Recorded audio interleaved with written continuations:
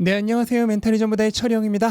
네, 제가 기존에 계속해서 올려왔던 시황 영상이 매일같이 반복되는 시황을 올리려다 보니까 아무래도 조금 반복되는 내용 그리고 불필요한 부분이 들어가는 내용이 많다 보니까 아무래도 여러분들께서도 별로 반응이 좋지 않았고, 또 제가 생각하기에도 멘탈이 전부다라는 채널 자체가 장기 투자자를 위한 채널인데 거기서 노이즈에 불과한 내용을 가지고 매일 왈가왈부하는 것도 조금 채널 취지에 적합하지 않다는 생각이 들어서 채널 영상 형식을 조금 바꾸려고 합니다. 그래서 앞으로는 아마 영상을 매일 올리지는 않을 것 같고요. 주요 뉴스 등을 좀 모아서 일주일에 두세 번 정도 이렇게 저의 생각과 함께 설명을 드리는 그런 컨텐츠로 좀 바꿔보려고 하는데, 오늘은 테스트로 만들어 본 거고요. 새롭게 바뀐 영상에 대해서 좀 어떤 느낌을 받으셨는지 댓글로 의견들 많이 달아주시면 제가 향후 더 개선된 버전의 컨텐츠를 만드는데 도움이 될 것 같습니다. 자, 일단 오늘 내일이죠. 오늘 내일의 최고 관심사는 이제 부채 한도 협상인데요. 기본적으로는 다 해결이 될 거라고 생각을 하고 있는 거죠.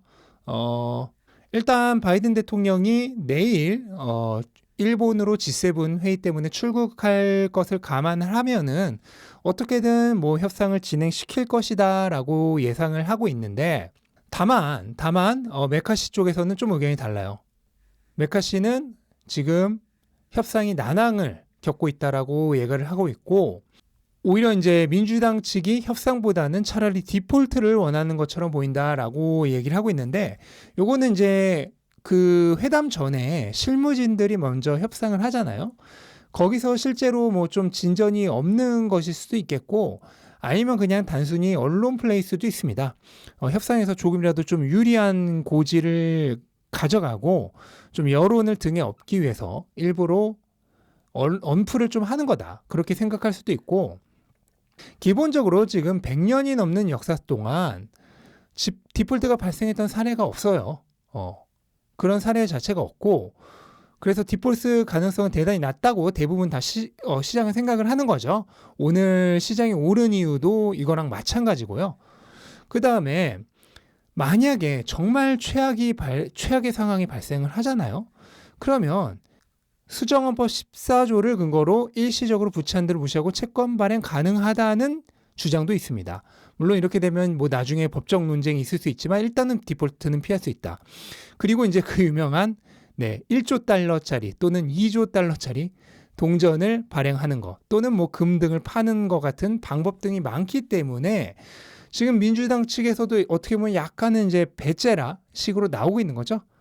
너네가 협조 안 해주면은 우리 그냥 1조 달러 동전 발행하겠다, 이런 식으로 될 수도 있는 겁니다. 그래서 실질적으로 사실 디폴트가 일어날 가능성은 거의 없다라고 생각을 하고 있는 거고, 또 여기에 대해서 옐런이 또 한 번 또 협박을 했죠. 6월 1일 돈이 바닥난다 라고 재확인을 했다고 하는데, 근데 이 6월 1일이라고 하는 시한은 안전마진을 두고 좀 일부러 축소해서, 그러니까 시기를 좀 당겨서 말하고 있는 겁니다. 지금 3대 신용평가 기관 중 하나인 무디스의 말에 따르면은 지금 단기적으로 부채 한도가 협상이 체결이 안 될 확률이 10% 정도라고 보고 있는데, 10% 꽤 높게 보고 있는 거죠. 그런데 일단은 6월 1일은 아니고 6월 8일 정도로 추정을 하고 있어요. 근데 이 6월 8일도 사실 아닙니다. 왜냐면은 지금 6월 15일에 그 고소득자들의 분기 납세가 예정이 되어 있는데, 이 돈으로 대금을 지불하면은 6월 말까지는 버틸 수 있다는 거죠. 근데 제가 이제 다른 기사들도 더 많이 찾아보니까 6월 말도 아니고 7월 중순까지, 7월 한 15일 정도? 그 정도까지는 충분히 버틸 만한 돈이 납세가 들어오면은, 세금이 들어오면 있다라는 얘기가 있기 때문에, 사실 이번에 회담이 순조롭게 진행이 안 된다 하더라도 여전히 한 2달 정도는 실질적인 기한이 있는 거예요. 그래서 그런 점을 생각하면은 사실 내일 메카시와의 회담이 잘 안 될 가능성도 있다라고 생각을 합니다. 그래도 결국은 다 해결이 되겠지만 어쨌든 시장은 좀 만약 그런 일이 생길 경우 단기적 충격으로 받아들일 가능성이 있어요. 그리고 이런 상황에서 지금 라파엘 보스틱 총재가 경기 침체가 오더라도 금리 인하를 할지는 잘 모르겠다. 오히려 나는 금리 인상 쪽에 걸겠다. 뭐 이런 말을 했는데 결론부터 말씀드리면 언플입니다. 별로 신경을 안 써도 되는 내용이고요. 과연 실제로 침체가 와도 이런 말을 할지는 굉장히 의문입니다. 원래 연준은 사람들이 어느 한쪽으로 이렇게 말을 하면요. 그 반대로 얘기를 합니다. 그 반대로 얘기를 해요. 왜냐면은 어느 한쪽에만 그 기대가 쏠릴 때 만약 같은 말을 연준이 해버려요. 그러면 이걸로 기대가 완전히 쏠려버리겠죠. 그러면 안 되기 때문에 밸런스를 잡기 위해서 어느 정도 상쇄되는 말을 하기 위해서 일부러 좀 반대 말을 합니다. 그런 일들이 많이 있었죠. 2021년에도 지금 물가가 급등하고 있으니까 그만 금리 인상해야 하는 거 아니냐 이렇게 얘기를 할 때도 반대로 얘기했죠. 우리는 뭐 물가가 지금 오르는 거 일시적이라고 생각을 하고 당분간 금리 올릴 생각 전혀 없다. 이런 식으로 얘기를 하다가 막상 물가가 치솟자 나중에 뒤늦게 갑자기 금리를 폭발적으로 올렸죠. 이렇게 좀 실제로 어떤 일이 일어나기 전까지는 연준은 그 반대되는 얘기를 합니다. 그래서 지금 경기 침체 오더라도 금리 인하 의문이다라고 하지만 막상 경기 침체가 오면은 그때 가서 급하게 금리를 내릴 가능성도 굉장히 있다라고 보셔야 돼요. 이런 연준의 좀 말 바꾸기의 특성을 이해를 하셔야 됩니다. 근데 여기에 대해서는 이제 폴 티더 존스가 전설적 투자자죠. 여기도 레전더리 트레이더라고 CNBC에서 말해주잖아요. 근데 제대로 예측을 했어요. 지금 CPI가 12개월 연속 하락을 했어요. CPI가 12개월 연속 다운을 했습니다. 근데 이거는 지금 역사상 최초입니다. 그래서 지금 금리 인상은 사실상 종료가 됐다라고 폴 티더 존스는 아예 선언을 했고요. 그래서 이런 영향으로 올해 증시가 이제 상승할 거라고 얘기를 했는데 다만 상승세이긴 하지만 여러 가지 대외 변수들 많죠. 그래서 증시가 서서히 오를 것. 요 서서히란 단어에 주목하십시오. 그래서 크게 강세 입장을 취하지는 않는다라고 얘기를 했어요. 근데 이게 제가 연초부터 드렸던 전망과 완전히 동일하죠. 금리 인상은 일단 5에서 5.25%에서 끝날 것이다. 근데 바로 앞에서 얘기를 했죠. 금리 인상 이제 종료됐다고. 그게 지금 현재 5에서 5.25% 금리죠. 그리고 금리 인하는 그래서 빨라야 연말부터인데 뭐 폴 티더 존스는 거기에 대해서는 얘기하지 않았는데 뭐 이런 상황이면 저는 지금 연준의 총재들도 얘기를 하듯이 금리 인하 타이밍은 시장이 예상한 것보다는 조금 느릴 수 있다. 그래서 빨라야 연말부터. 그리고 지금 워낙 여러 가지 대외 변수들이 많기 때문에 뭐 CPI 하나 발표될 때마다 그 다음에 뭐 고용지표 하나 발표될 때마다 변동성은 클 수 있지만 그래도 어쨌든 서서히 회복하는 방향으로 갈 것이다라고 했는데 여기 정확하게 얘기를 했죠. 서서히 오를 것. 그래서 크게 강세 입장을 취하지는 않는다. 제가 급격하게 오르지는 않고 방향만 확실하게 회복하는 방향으로 그러니까 상방으로 갈 것이라고 말씀을 드렸는데 딱 정말 같은 얘기를 이 레전더리 트레이더께서 완전히 해주셨습니다. 그리고 또 하나 중요한 거. 부채 한도 인상을 둘러싼 싸움 때문에 일부 문제가 있을 수 있지만 정치적 변동성으로 증시가 하락할 때는 저가 매수할 것. 네, 이런 정치적 변동성 결국 노이즈에 불과하죠. 뭐 부채 한도 협상이 뭐 일주일 지연됐다. 뭐 2주일 지연됐다. 한 달 지연됐다. 그런 것 때문에 내가 투자하는 자산의 장기적 가치가 조금도 변하지 않습니다. 내가 뭐 애플에 투자하고 있는데 애플의 4년 후, 5년 후의 가치가 이런 이번 2023년 5월의 부채 한도 협상으로 인해서 조금도 바뀌지 않아요. 근데 그것 때문에 만약에 가격이 하락한다면 저가 매수하는 기회라고 분명하게 얘기를 하고 있죠. 이 고수들이 조언을 하고 있는 겁니다. 그런 문제들은 장기적인 가치에 전혀 영향을 주지 않고요. 그리고 어쨌든 이 미국이라는 나라가 굴러가야 되기 때문에 부채 한도는 어떤 방식으로라도 올라갈 거고 결국 또다시 수많은 재무부의 부채 그러니까 채권이 발행이 될 겁니다. 그러면서 달러는 계속 풀릴 거고 결국 역사는 지금까지 흘러왔던 방향대로 계속 갈 거예요. 거기서 이런 노이즈들로 인해서 일시적으로 가격이 다운된다면 그것은 엄청난 찬스다라고 분명하게 얘기를 하고 있는 거죠. 네, 그리고 지금 비트코인을 한 개 이상 가진 주소가 100만 개를 넘었다 그래요. 100만 개. 100만 개를 넘었는데 물론 이제 같은 사람이 여러 개를 가진 것도 있을 수 있어요. 그래서 그거를 생각하면 100만이 안 되겠죠. 특히 뭐 기관 같은 데는 그 혼자서 여러 개를 가지고 있잖아요. 근데 뭐 그냥 한 절반 정도라 잡아줘도 한 뭐 50만 명 정도가 이제 비트코인을 한 개 이상 가지고 있다라고 추측을 해볼 수 있습니다. 그리고 비트코인을 한 개 이상 가지고 있다라고 하면은 그것은 뭐 그 제대로 비트코인에 투자를 하는 사람이라고 봐야죠. 근데 이렇게 비트코인을 가지고 있는 사람이 늘어나는 것 자체가 이제 비트코인에 대한 채택률, 그러니까 도입률의 증가를 나타내는 거라고 보면 됩니다. 근데 그래서 실제로 가격도 이 채택률이 증가하는 거에 따라서 계속해서 늘어온 것을 볼 수 있죠. 그러니까 이것도 이제 비트코인의 가치를 측정하는 요인 중에 하나예요. 근데 한번 생각을 해보시기 바랍니다. 지금 제가 뭐 100개가 비트코인, 100만 개가 비트코인 한 개 이상을 가지고 있다고 하더라도 실질적으로 뭐 한 50만 명이 가지고 있다라고 하면은 전 세계 인구가 지금 80억 명이에요. 79억 명 정도 되죠. 곧 80억 명이 되는데 그 중에 50만 명이라고 하면은 만 분의 1도 안 된 거죠. 그러니까 0.00625% 정도입니다. 그 정도만이 지금 비트코인에 제대로 진심으로 투자를 하고 있는 거예요. 그러면 0.00625%라고 하는 것은 이거는 뭐 얼리 어답터 수준도 안 되는 거죠. 거의 뭐 이노베이터도 완전 초기 이노베이터 수준의 도입률이라고 보시면 됩니다. 그 외 나머지 사람들은 대부분 지금 그냥 비트코인을 돈 따먹기, 투기 수단으로만 생각을 하고 있다는 거죠.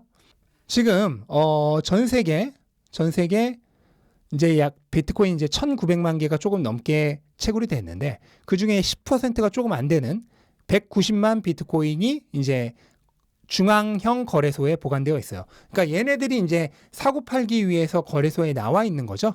그 나머지는 그냥 홀더들에게 비트코인 장기 투자자들, 그러니까 비트코인을 오래오래 진심으로, 그러니까 투기가 아니라 투자로서 오래오래 하려는 사람들을 손에 지금 주어져 있는 겁니다. 그래서 지금 전체 비트코인의 10%도 안 되는 양에 의해서 지금 실제로 비트코인의 가격이 왔다 갔다 그냥 자기 혼자 난리 블루스를 추고 있는 거다라고 생각을 하시면 되며, 그래서 지금 비트코인이 무슨 10% 오르고 10% 내리고 하는 이런 가격 변동은 전부 이 전체 비트코인의 10%도 안 되는 양을 가지고 거래소에서 투기하고 있는 사람들, 트레이더들에 의해서 발생하고 있는 것이라 생각하면 되고요.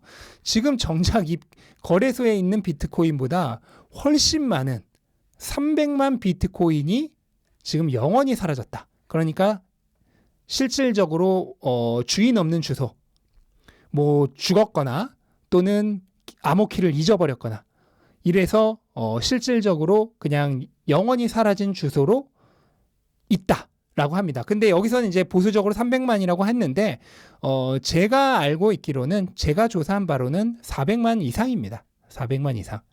이거 여러 이제 통계들을 최대한 평균을 낸 거죠. 한 300에서 500만 사이니까 평균적으로 400만 비트코인.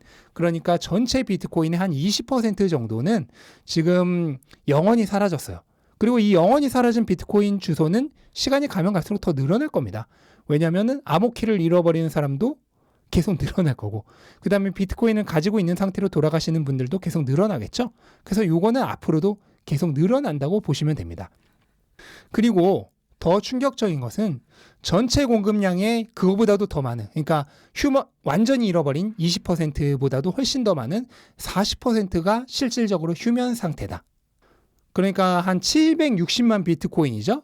얘네들이 지금 3년 이상 비활성화 상태. 그러니까 3년 이상이면은 뭐 거의 안 움직인다고 봐야죠. 라고 보시면 되고, 물론 얘들 중에 이제 일부는 이번 반감기 사이클 강세장에서 꼭대기 정도에서 어느 정도 매도 물량이 나올 수 있어요. 하지만 기본적으로는 이런 강세장 꼭대기 갈 때까지 나올 생각이 없는 물량인 거죠. 3년 이상이면은. 그리고 실제로 장기 투자자들의 추세를 보면은 지금 이제 이 쇼텀 홀더들, 1년짜리 홀더들만 보면은 강세장에서 팔죠. 그리고 강세장에서 팝니다. 이거는 1년짜리 홀더들만 이렇게 하는 거고, 지금 3년 이상 홀더들을 보면요. 3년 이상 홀더들을 보면은 2018년 때는 그래도 조금 매도가 나왔어요. 2018년 때는 매도가 나왔는데 이 이후에는 지금 2020년 강세장에서조차도 거의 매도가 나오지 않고 오히려 축적이 계속되고 있습니다. 이거는 이유가 뭐냐면 요 2018년만 하더라도 그래도 어느 정도 좀 투기 성향이 있었죠. 하지만 이제 그 비트코인의 그 채택률이 점점 올라가고 도입률이 올라가면서 기관들도 채택을 하고 제대로 된 장기 투자자들이 비트코인을 사기 시작하면서 이제는 이런 투기 물량이 거의 없고 장기 투자자들은 그냥 꾸준히 모아가는 걸로 생각을 하고 있다. 이렇게 생각을 하시면 됩니다. 그러니까 비트코인 자체가 점점 자산으로서 메이저 자산화되고 성숙해지면서 그냥 계속 축적만 해나가는 사람이 많아지고 있다는 의미로 보시면 되겠습니다. 그리고 5년 이상 물량은 점점 더 늘어나고 있고요. 근데 이런 현상은요, 비트코인뿐만 아니라 지금 이더리움에서도 사실 거의 똑같이 나오고 있습니다. 지금 스테이킹 대기 물량이 엄청나요. 그래서 요게 이제 스테이킹 대기 물량이고, 그 다음에 이제 이게 인출 물량인데요. 대기 물량에 워낙 많은 지금 수량이 몰리다 보니까 스테이킹을 하는 데만 지금 640시간이 걸려요. 이게 거의 날로 치면 26일 정도죠. 그리고 반대로 스테이킹을 푸는 거, 그러니까 빼가는 거는 0.013시간 밖에 걸리지 않습니다. 그러니까 1분도 안 걸리는 거예요.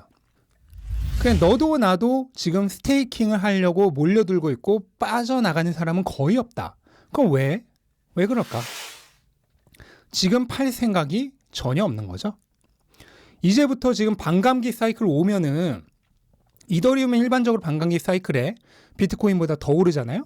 그럼 그것까지 감안하면은 뭐 10배 이상 상승도 충분히 가능한 시점인데, 이런 시점에서 지금 이자도 요즘 높겠다. 현재 이더리움 이자가 5에서 6% 정도 되죠. 1년에. 그럼 그 이자를 받으면서 지금 반감기 사이클을 이제 막 들어가려고 하는 타이밍에 누가 빼겠어요? 더 늘려고 하지. 그래서 실제로 이더리움의 그 거래소 내 공급량도 엄청나게 줄어들고 있습니다. 5월 11일이죠. 5월 10일 현재 거래소 이더리움 공급은 사상 최저, 역사상이죠.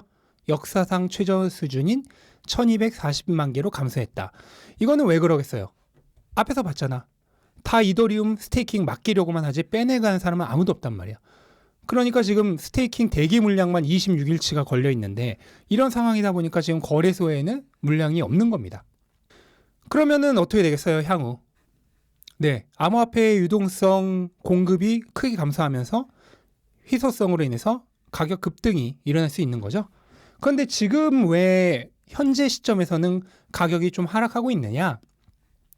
앞에서도 봤다시피 소수의 트레이더들, 약한 손들이 위크핸드죠. 그 얼마 되지도 않는 물량 가지고 지금 열심히 치고받고 트레이딩하고 있기 때문입니다. 그 소수의 위크핸드 중에서 이제 매도세가 좀 우세할 때는 가격이 떨어지는 거예요. 근데 그게 장기 투자들에게 뭔 상관이에요? 아무 상관이 없는 거죠. 그리고 왜 그렇게 요즘 최근 가격 추세가 하락세냐? 최근 여러 가지 그 부채 한도 협상이라든지 경기 위험이라든지 은행 리스크라든지 여러 가지 그런 불안 요소들로 인해서 달러가 일시적으로 강세죠. 그래서 달러가 오르면서 비트코인이 하락세다. 달러와 비트코인은 완전히 역으로 움직이는 정반대 자산이다라고 보시면 되죠.